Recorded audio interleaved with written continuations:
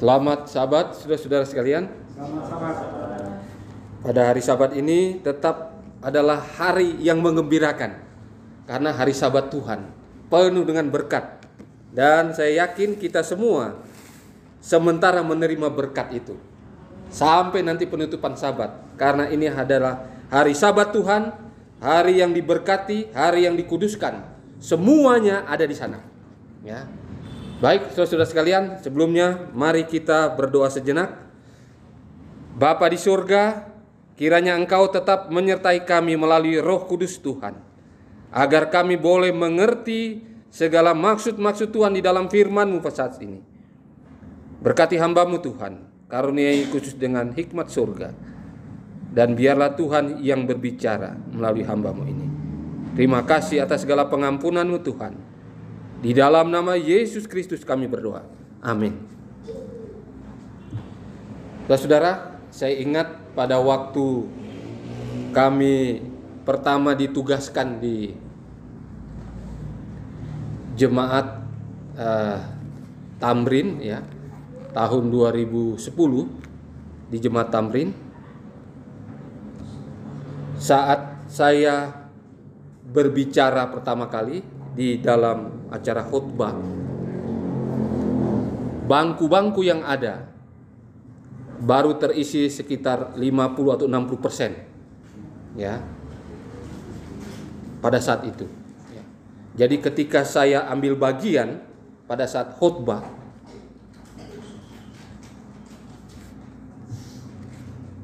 saya melihat bangku itu penuh semua. Bangku itu penuh semua. Dan saya agak merinding, ya, waktu itu, ya, merinding. Karena apa?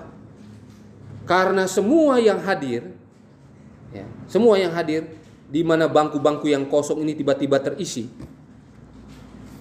Saudara tahu? Itu baju putih. Dan saya tahu itu malaikat Tuhan hadir di sana. Jadi, sebagaimana tulisan Roh Nubuat katakan, di mana ada 2-3 orang berkumpul, aku hadir, Yesus hadir di sana. Dan malaikat Tuhan ketika hari Sabat seperti ini juga, dia akan hadir. Jadi saudara jangan melihat dengan kacamata kita pribadi. Malaikat Tuhan juga hadir beribadah bersama-sama dengan kita pada saat ini, sebagaimana yang kami alami. Jadi saudara sekalian, yang dibutuhkan adalah kualitas kita, iman kita di dalam ibadah-ibadah. Karena dimanapun kita beribadah, Tuhan hadir. Tidak melihat apa, suasana, tidak melihat kuantitasnya orang yang hadir, tidak. Tetapi dimanapun dikatakan 2-3 orang berkumpul, beribadah di dalam nama Yesus, Yesus hadir dan malaikat surga hadir, ya. Saudara-saudara sekalian, tentunya, ya, di dalam kehidupan kita, kalau kita memperhatikan hal-hal yang dijalankan di dalam segala hal di dalam kehidupan kita di dalam dunia ini, kita akan merasa kecewa ketika kita melihat sesuatu hal yang seharusnya dilakukan dengan benar lalu dijalankan dengan tidak benar. Kecewa kita sebagai manusia. Dan itu sebenarnya adalah hal-hal yang manusiawi dalam tanda kutip ketika kita masih berada di dunia ini. Manusiawi. Karena apa? Setan sekarang menguasai dunia ini. Sehingga kalau ada upaya untuk menjalankan sesuatu yang benar, menjalankan hukum Tuhan yang benar, ya, menjalankan kebenaran Tuhan, maka di sana setan akan ada berupaya untuk menggagalkannya dengan cara-caranya. Jadi itu yang saya katakan manusiawi selagi kita berada di dunia ini. Tadi sudah dibacakan ayat tema kita di dalam Matius pasal yang ke-7 ayat yang pertama. Matius pasal ke-7 ayat yang pertama. Jangan kamu menghakimi supaya kamu tidak dihakimi. Ya.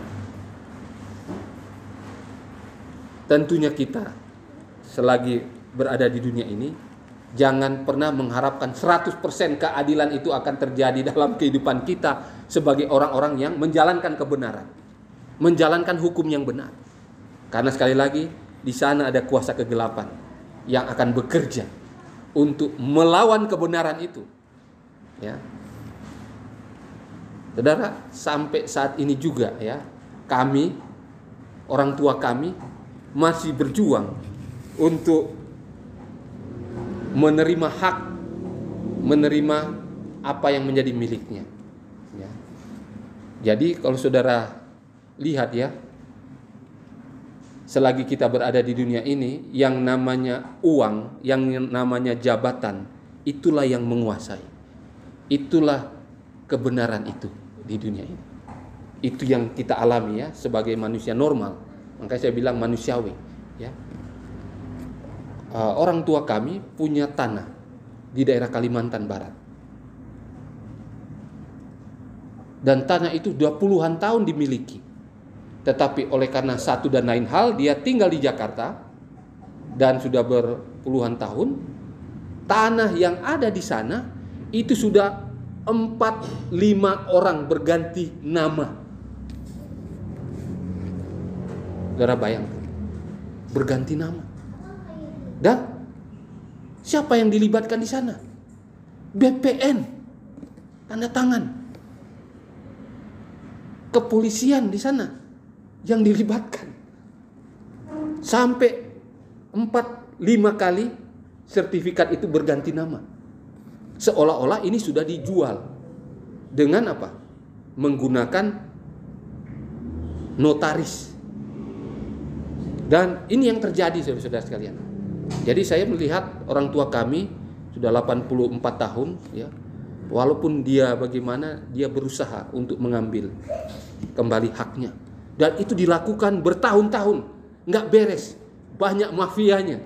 Dan mafia ini adalah orang-orang yang berada di dalam tanda kutip, dalam pengadilan, dalam peradilan.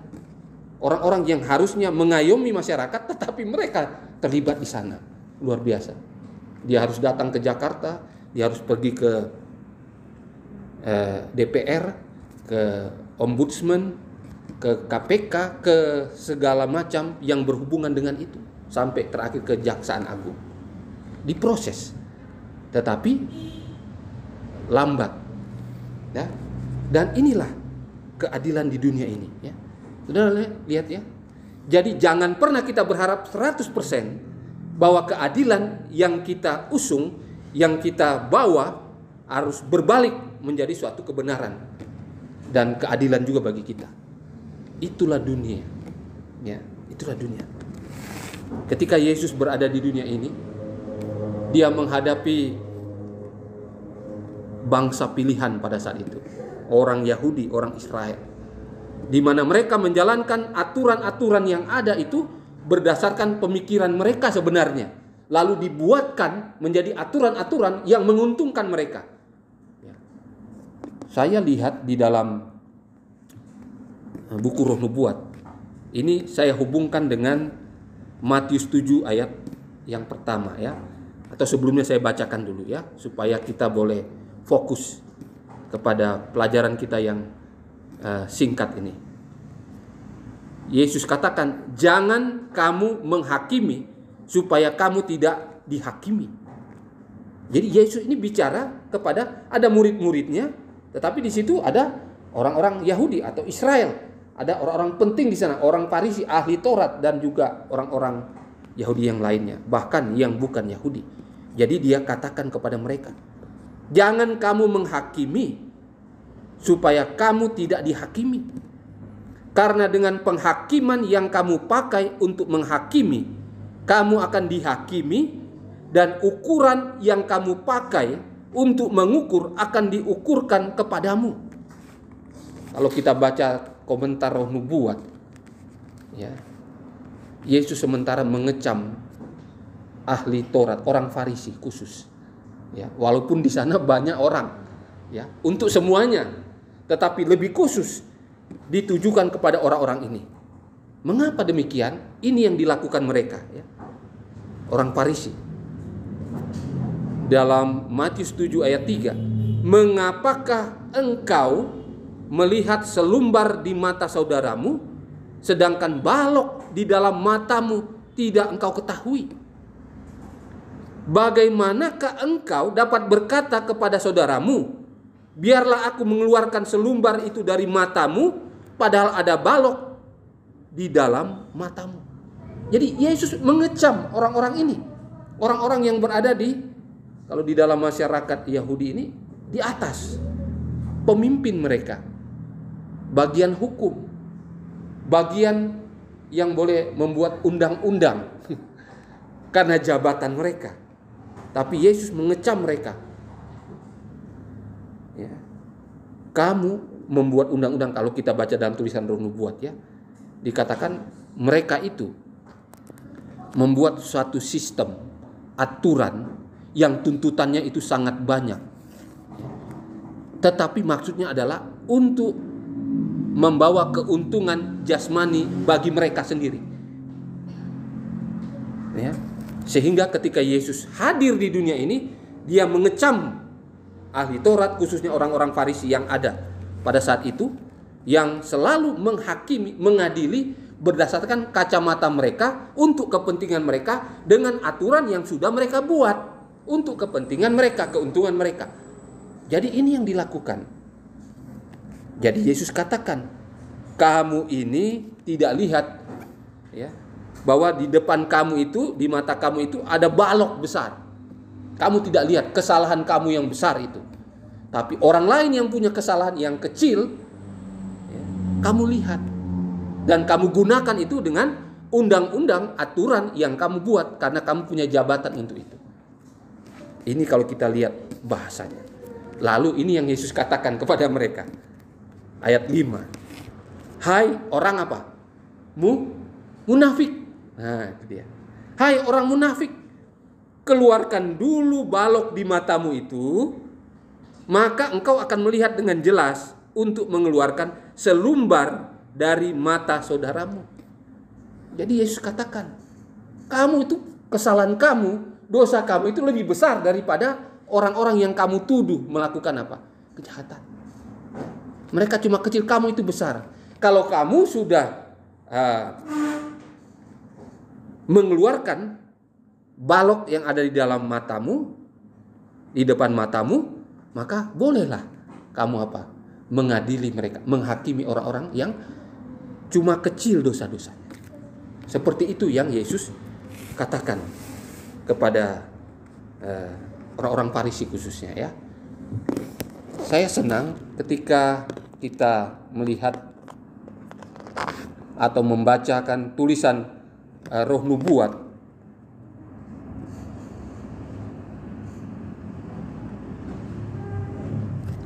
Dikatakan suatu sistem penemuan manusia dengan tuntutannya yang banyak akan menuntun para pendukungnya menghakimi semua yang kurang dari standar yang ditentukan manusia. Suatu kritik yang mementingkan diri dan sempit, mencekik emosi yang mulia dan murah hati, dan menyebabkan manusia menjadi hakim-hakim yang memikirkan diri sendiri dan pengintai-pengintai yang licik.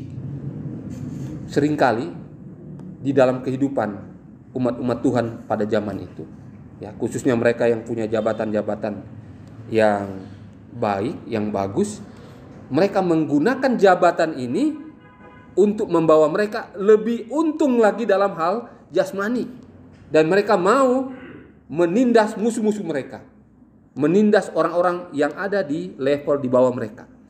Ini yang terjadi di zaman itu. Sehingga mereka selalu berusaha membuat aturan-aturan, sistem yang kalau bisa menindas orang-orang yang mereka benci dalam tanda kutip, yang mereka tidak senangi, ya.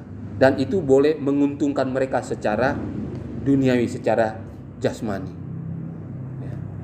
Jadi Yesus katakan, dan tulisan Roh Nubuat katakan, mereka ini adalah golongan orang-orang Farisi. Ya, tulisan Roh Nubuat katakan, mereka muncul dengan upacara agama mereka tanpa merendahkan hati, dengan merasakan kelemahan mereka sendiri, tidak bersyukur atas kesempatan besar yang telah diberikan Allah kepada mereka. Jadi mereka itu tampil penuh dengan kesombongan rohani. Dan mereka punya tema di dalam segala kehidupan mereka, termasuk dalam ibadah-ibadah, dalam lingkungan mereka, dalam aktivitas mereka sehari-hari.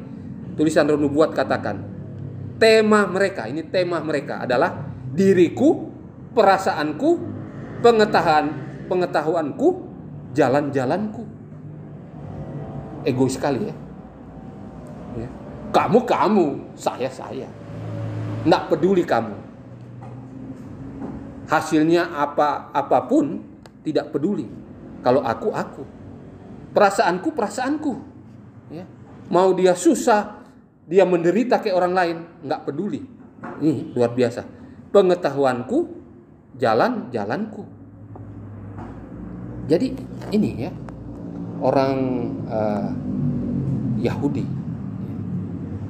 temanya diriku, perasaanku, pengetahuanku, jalanku. Lalu dikatakan hasil karya mereka menjadi standar yang olehnya mereka menghakimi orang-orang lain. Mengenakan jubah gengsi diri, mereka menduduki kursi pengadilan untuk mengkritik dan menghukum. Ini orang Farisi. Yesus memberikan satu pelajaran juga bagi kita sekarang ini. Seringkali kita secara sadar tidak sadar, oleh karena kita memiliki kekayaan, memiliki jabatan, kita buat aturan. Jadi Farisi kita. Dalam majelis-majelis di gereja, saudara sadar atau tidak sadar, seringkali ya, siapa saja dia punya jabatan di pekerjaan duniawi, di perusahaan, punya jabatan direktur, seorang pegawai negeri punya jabatan sebagai pejabat, lalu ditempatkan di majelis, biasanya mereka ketua-ketua. Dengan jabatan itu mereka mulai buat aturan. Kita akan buat program seperti ini. Dan umumnya yang saya lihat, tidak semua. Anggota komite juga apa? Mengikuti. Nah, padahal ada misinya di sana. Hasil karya mereka menjadi standar yang olehnya mereka menghakimi orang-orang lain. Dia buat begini supaya dia bisa jalankan, dia punya kemampuan, dan dia bisa setel orang kiri kanan, dan seterusnya. Dan ujung-ujungnya adalah supaya mereka mengambil keuntungan dari yang dibuat. Saudara-saudara, seberapa sering kita secara sadar atau tidak sadar menjadi hakim di dalam kehidupan kita dengan cara membuat suatu aturan ya, yang orang lain mungkin tidak lihat, tetapi kita tahu dan Tuhan tahu itu adalah untuk menguntungkan kita secara jasmani. Seringkali kita pakai ini bukan dalam hal-hal yang jasmani saja, rohani, dalam kehidupan rohani kita. Ini yang dilakukan oleh kita. Seperti tadi kesaksian tadi ya. Tidak heran setiap ada pemilihan-pemilihan di dalam konferensi, utusan-utusan sudah didoakan. Tetapi sudah diatur juga siapa utusan-utusan. Benar? Ini yang terjadi. Saudara-saudara, ini kembali ke masa lalu juga. Sebagaimana yang Yesus kritik, Yesus amarkan yang terjadi kepada bangsa Yahudi, orang Israel dulu, di mana para petingginya dalam hal ini orang-orang Farisi. Mereka itu dikritik ya, diamarkan oleh Tuhan supaya jangan lakukan itu. Karena apa? Membawa kesusahan bagi banyak orang, dan dosa ini akan menjadi lebih hebat lagi ketika dilakukan terus-menerus. Dikatakan oleh Yesus, mereka ini orang munafik. Ya, seberapa sering saudara dan saya ini jadi orang munafik? Sudah tahu benar, pura-pura tahu itu salah, pura-pura nggak tahu itu benar. Jadi salah juga. Baik di dalam apa? Kehidupan kita berjemaat, bahkan dalam lingkungan keluarga juga, dalam lingkungan pekerjaan kita. Secara sadar tidak sadar, Boleh jadi kita adalah orang munafik, ya, yang sudah tahu salah tapi pura-pura tidak tahu itu salah. Sudah tahu benar, pura-pura tidak tahu bahwa itu yang benar. Dijalankan yang sebaliknya. Ini sama dengan orang Farisi, orang munafik di zaman akhir ini. Jadi Yesus katakan dalam tulisan Roh Nubuat ini, janganlah kamu menghakimi supaya kamu tidak dihakimi, yaitu jangan membuat dirimu sebagai suatu standar. Jangan buat pendapatmu, pandanganmu tentang kewajiban, tafsiranmu tentang kitab suci, ukuran untuk orang-orang lain, dan dalam hatimu menyalahkan mereka jika mereka tidak memenuhi idamanmu. Jangan mengkritik orang-orang lain, menerka-nerkan motif mereka, dan menghakimi mereka. Saudara baca dalam tulisan Roh Nubuat, ya. Ini yang kita lihat, ya. Jadi khotbah di atas bukit, kalau kita lihat dalam tulisan atau komentar Roh Nubuat, ini yang dikatakan. Apa maksudnya? Jangan kita menghakimi supaya kita tidak dihakimi, ya.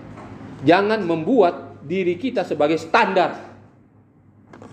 Karena kita lihat yang hadir orang-orang di satu tempat dalam komite-komite, contohnya majelis, kita lihat, wah ini levelnya di bawah saya semua. Berarti saya lah yang ngatur. Benar? Itu maksudnya. Jangan membuat dirimu sebagai suatu standar. Caranya, semua pendapat saya harus diikuti. Yang tidak ikuti itu tidak benar. Semua pandangan saya harus diikuti karena itu adalah kewajiban. Yang tidak mengikuti itu tidak benar. Salah. Ya. Ukuran untuk orang-orang lain dalam hatimu,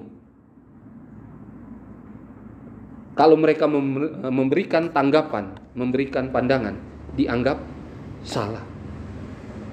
Motif-motif mereka, ya, bahkan baru bergerak saja udah salah, apalagi kata-kata mereka.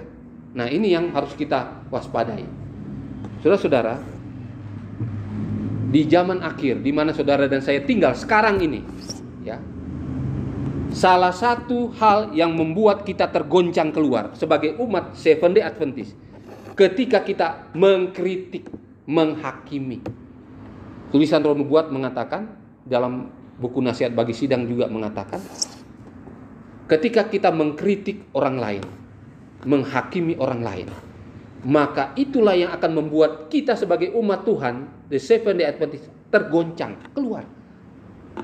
Karena menjadikan diri kita standar. Apa yang kita ucapkan, pandangan apa yang kita berikan, ya, harus diikuti, harus diterima. Justru ini yang membuat kita tergoncang tanpa saudara dan saya sadari.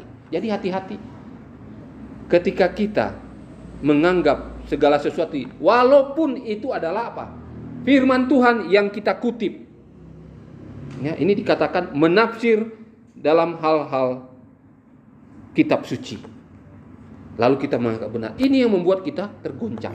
Saudara, sekarang kita masuk dalam penghakiman Tuhan. Sejak tahun 1844, 22 Oktober, ketika Yesus berpindah dari tempat kudus, dia pindah ke tempat yang maha kudus atau bilik yang maha kudus. Kita ini masuk dalam periode penghakiman pra-advent, pemeriksaan pra-advent. Jadi sekarang ini kita lagi diperiksa. Setiap kata-kata, perbuatan kita, bahkan di dalam pikiran kita, semua tercatat di dalam buku sorga. Kalau itu suatu kebenaran, dalam buku peringatan. Kalau itu suatu dosa, di dalam buku catatan dosa. Itu tercatat terus. Dan sewaktu-waktu ini kita bisa diperiksa. Dipanggil nama kita untuk diperiksa semua catatan-catatan yang kita lakukan selama kita berada di dunia ini. Walaupun kita masih hidup. Kita tahu bahwa pemeriksaan, pengadilan pemeriksaan di surga, itu terjadi pertama kepada umat-umat Tuhan. Umat-umat Tuhan pertama yang sudah meninggal dari sejak Adam sampai sekarang ini. diperiksa di surga untuk ditentukan apakah si A, si B, si C, mulai dari Adam sampai sekarang ini yang sudah meninggal di dalam Tuhan, mereka layak untuk diselamatkan atau tidak. Itu ditentukan di sana dalam pemeriksaan di surga saat ini, penghakiman di surga sejak 1844 sampai sekarang. Lalu tulisan Roh Nubuat katakan setelah itu akan berlanjut kepada semua umat-umat Tuhan yang masih hidup, yaitu saudara dan saya sekarang ini. Dan itu kita tidak tahu kapan nama kita diperiksa dalam penghakiman surga. Oleh karena ini sangat jelas, ya, Yesus katakan jangan kamu menghakimi supaya kamu tidak dihakimi. Karena penghakiman yang sebenarnya adalah milik Tuhan itu sendiri, milik Allah. Ya, kalaupun kita mau membanding-bandingkan, tidak apa-apa di dalam hati. Karena kita tidak bisa menebak di dalam hati seseorang. Mungkin keluar melalui kata-kata dan perbuatan, tetapi di dalam hati siapa yang tahu? Kita tidak tahu. Tetapi ketika Tuhan menghakimi, dialah yang pantas menjadi hakim itu, menilai saudara dan saya. Saudara layak atau tidak, berhak untuk diselamatkan atau tidak, Tuhan yang tahu. Dan kita masuk dalam periode penghakiman saat ini.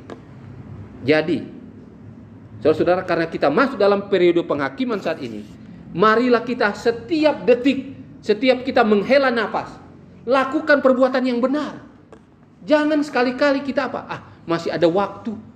Ya, biar kita melenceng sedikit, berbuat sedikit kesalahan dengan alasan untuk kepentingan orang banyak, kita menyingkirkan yang sedikit padahal salah. Jangan seperti itu lagi. Karena waktu kita di atas dunia ini sangat terbatas, sudah singkat waktunya kita berada di dunia. Ditambah lagi pengadilan di surga, penghakiman di surga sementara berlangsung. Ya.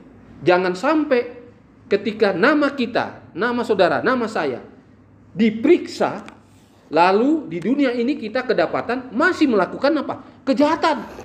Dengan itu saja sudah bisa ditentukan kita tidak layak untuk diselamatkan. Tetapi ketika nama kita diperiksa di surga, lalu dibuka buku catatan, waktu dilihat di bumi ini kita melakukan kegiatan yang memuliakan Tuhan, melakukan kebenaran, tidak melakukan kejahatan, maka vonis terakhir itu adalah kita dimeteraikan, diselamatkan. Dosa-dosa yang lalu dihapuskan. Itu yang terjadi di surga sekarang ini. Jadi artinya bagaimana? Setiap kita bernapas, setiap kita menghela nafas kita, biarlah pikiran kita juga tertuju kepada kebenaran, kepada kekudusan di dalam kehidupan kita. Itulah proses pengudusan yang kita alami sekarang ini. Ya. Kalaupun kita jatuh, 1 Yohanes 1 ayat 9 katakan, kita datang kepada Yesus, kita ngaku dosa kita, langsung dibereskan. Jangan tunggu 1 hari, langsung dibereskan detik itu juga. Tuhan ampuni saya berdosa tadi, saya sempat marah-marah, atau saya sempat menimbang-nimbang hal-hal yang salah kepada seseorang, kepada keluarga, kepada istri, kepada suami, kepada anak-anak, kepada adik, kepada kakak. Ampuni saya Tuhan. Karena janji firman Tuhan katakan, setelah kita mengaku dosa, maka Tuhan setia dan adil. Dia mengampuni kita, menyucikan kita dari segala kesalahan pada saat itu juga.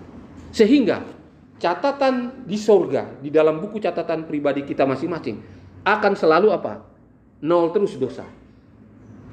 Setelah kita mengaku 0. Tetapi waktu kita melakukan kejahatan, semua dosa yang sudah kosong itu terbuka lagi, kelihatan lagi.